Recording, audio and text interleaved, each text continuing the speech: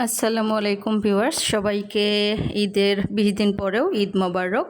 আশা করি যে যেখানে আছেন ভালো আছেন, সুস্থ আছেন, নিরাপদে আছেন।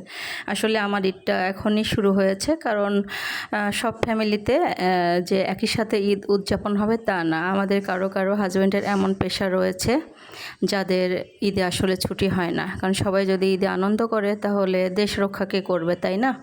তো যাই হোক, আমার বাসায় এখন ঈদ উদযাপন শুরু হয়েছে। তো শেয়ার করব আজকে আমার হাতের স্পেশাল ফিরনি বা ক্ষীর ফিরনি, যেটাই বলি না কেন, সেটা আজকে আমি বিস্তারিত দেখাবো। তো অবশ্যই দুধটা বেশি পরিমাণে নিয়ে ঘন করে নিতে হবে। তো তার আগে আমি এখানে পোলায়ের চাল আর কাজু বাদামটা কাঁচাই আমি গুঁড়ো করে নিয়ে এটা অবশ্যই ঘিয়ে ভাজতে হবে, নয়তো এটার স্পেশালিটিটা থাকবে না। তো এটা আমি ভেজে নিলাম। ভেজে নিয়ে দুধটা ঘন হয়ে আসার পরে, যদি হয় দুধ 5 কেজি, তাহলে অবশ্যই 2.5 কেজি বা 2 কেজি হওয়ার পর ছেড়ে দেব। মানে দুধটা অর্ধেক করে নিতে হবে, দুধের পরিমাণটা যাই হোক না কেন, অবশ্যই বেশি পরিমাণে দুধ নিতে হবে। ছেড়ে দিলাম, ভাজার পরে চালটা দিয়ে দিলাম। তো এখানে আমি বলে রাখি, আমার এটা আসলে একটা স্পেশাল আইটেম বা এটা আমার একটা সিগনেচার রেসিপি, যেটা আমার ফ্যামিলির সবাই অলমোস্ট পছন্দ করে আমার হাতে এটা খেতে। তো যাই হোক, এখানে আমি যে সাদা এলাচিটা ওইটা আমি একটু ভেজে, এটা শুধু বীজটুকু আমি নিব, এটার খোসাটা ফেলে দিব। আর এখানে পেস্তা বাদামটা চাইলে ঘিয়ে ভেজে নেওয়া যেতে পারে, আমি নিইনি।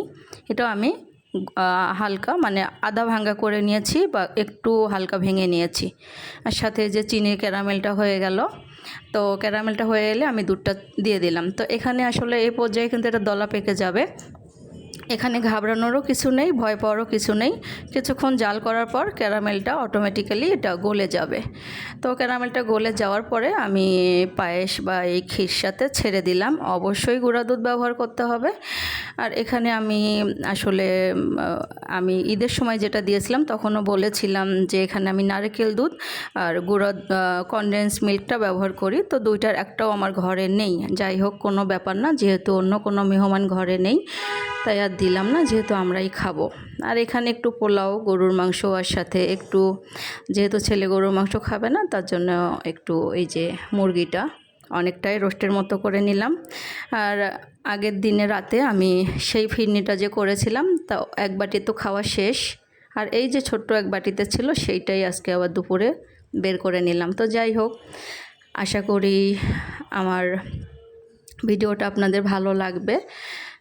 আর আমার এই প্রসেস ফলো করে যদি কেউ করেন, ইনশাল্লাহ আশা করি অবশ্যই মজাদার হবে, সুস্বাদু হবে ফিরনিটা।